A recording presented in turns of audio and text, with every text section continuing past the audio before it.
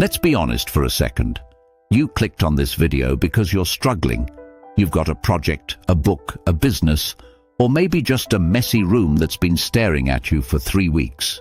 You sit down, you promise yourself you'll work for 2 hours, and then, bam, you're 15 minutes deep into a Wikipedia rabbit hole about the history of salt, or you're checking the fridge for the 4th time in an hour, hoping a sandwich magically appeared since you last looked. You tell yourself you have a focus problem. You think your brain is broken, or that you have the attention span of a goldfish on espresso. But here is the reality check. You don't have a focus problem. You have an honesty problem.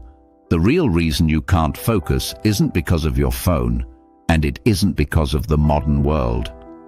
It's because you are using your lack of focus as a shield to protect yourself from the fear of being average. Today, we're going to stop the BS. We're going to look at the psychological mechanics of why you're choosing to be distracted. But before we perform a mental exorcism, do the one thing that requires 0.5 seconds of focus. Hit the subscribe button and like this video. It's the first step to winning the inner game. Now, let's talk about why you're actually stuck. We like to blame the environment. We blame the notifications, the open plan office, the noisy neighbors. We act like focus is something that happens to us rather than something we create. But focus isn't a gift from the universe. It's a byproduct of elimination. You can't focus because you're trying to say yes to everything. You want the six-pack, the six-figure business, the perfect social life, and you want to be level 100 in your favorite game. When you try to focus on everything, you focus on nothing. Your brain is like a spotlight. If you spread the beam too wide, it barely lights up the floor. If you narrow it down, it can cut through steel. You're not unfocused, you're just spread too thin, like butter over too much bread. Let's talk about the boredom threshold.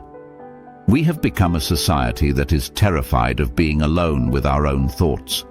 The moment there is a 1-second gap in stimulation, standing in line, waiting for the elevator, sitting on the toilet, we reach for the phone.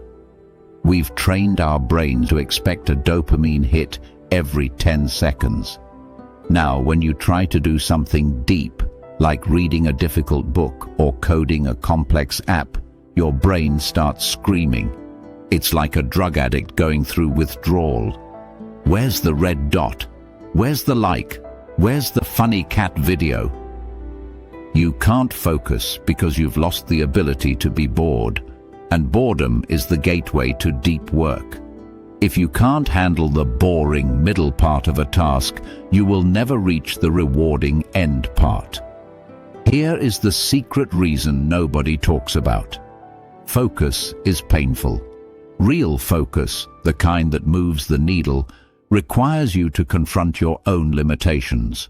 When you're distracted, you can tell yourself, "I'm not successful yet because I'm just not focusing." Distraction is a comfort blanket. It gives you an excuse for why you haven't reached your goals. Because if you really focused, if you gave it 100% and you still failed, well, that would mean you aren't as good as you thought you were.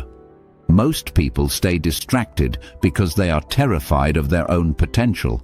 They'd rather be busy and average than focused and potentially rejected by the world.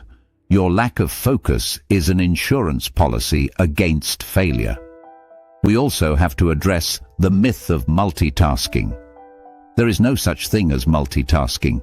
There is only context switching, and it is killing your brain. Every time you check a quick text while working, it takes your brain an average of 23 minutes to get back into a state of deep flow. You think you're being efficient, but you're actually just being stupid. You're constantly resetting your mental engine. It's like trying to drive a car, but stopping every 500 yards to turn the engine off and on again. You're burning all your fuel and going nowhere. The inner game isn't about doing more. It's about doing one thing until it is dead. Let's talk about cheap dopamine versus expensive dopamine. Distraction is cheap. It's easy. It's available 24/7. Focus is expensive. It costs energy, time, and mental discomfort. Your brain is a lazy organ. It will always choose the cheap high over the expensive one unless you force it otherwise. You've built a life where the cheap high is always within arm's reach. Your phone, your snacks, your endless streaming. You're living in a dopamine casino, and you're wondering why you can't study for your exams. You need to make the wrong things difficult and the right things easy. If your phone is in the same room as your work, you've already lost the battle. You aren't stronger than a billion-dollar algorithm designed to keep you clicking. Stop trying to out-willpower the machine. Just put the machine in another room. Another major reason you can't focus is vague intentions. You sit down and say, "I'm going to work on my project." What project? Which part? For how long? Your brain hates vagueness. Vagueness is the mother of procrastination. If the path isn't crystal clear, your brain will take the path of least resistance, which is usually Instagram. You don't need more focus. You need a more specific plan. Focus is a laser, and a laser needs a target. If you don't give your brain a target, it will find one for you, and you probably won't like what it chooses. There is also the emotional avoidance factor. We often can't focus because the task at hand triggers an uncomfortable emotion. Maybe the task makes you feel stupid or overwhelmed or bored. So you check your phone to numb that emotion. Distraction is a form of self-medication. You aren't bad at focusing, you're just bad at handling uncomfortable feelings. To win the inner game, you have to learn to sit with the suck. You have to be okay with feeling frustrated for 20 minutes before the flow kicks in. Most people quit during the frustration gap and then wonder why they never get anything done. We live in the era of information obesity. We are consuming so much data that we've lost the ability to digest it. We watch how to focus videos instead of actually focusing. We read books about productivity instead of being productive. This creates a mental constipation. Your mind is full of everyone else's ideas, leaving no room for your own. You feel busy, you feel informed, but you are paralyzed. You don't need more information, you need an information diet. You need to stop consuming and start producing. Focus is a generative act, not a receptive one. Let's look at the physical reality. You can't focus because your body is a wreck. You're sleeping 5 hours, drinking 3 energy drinks, and eating processed garbage. Your brain is a biological organ, not a magical cloud.